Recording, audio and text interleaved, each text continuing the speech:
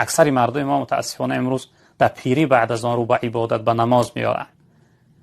مولانا یک جمله داره میفرماید در کودکی پستی، در جوانی مستی، در پیری سستی، کی خدا را میپرستی. کودک نمیفهمی، به عقل هستی، در جوانی مستی و مغروری کنی، در پیری سست میشوی، دیگه عبادت کرده نمیتوانی، کی دیگه خدا را پرستیش؟ به این خاطر جوانی که جوانیش در عبادت بندگی خدا نشأه نما داد، این جوان خداوند در روز قیامت در سایه عرش یا اینکه در سایه رحمت جا میکرده است. جوانی بهترین نعمت پروردگار. جوانای محترم، شخصیت هایی که امروز در حالت جوانی قرار داره، عزیزم این جوانی چون بهار است، غنیمت دان خزانش در خنار است. جوانی می رود باری دیگر نیست، رسد پیری جوانی را اثر نیست.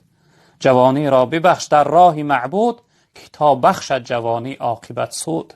جوانی را در راه خدا ببخش که تا آخر جوانی برای تو فایده ببخش.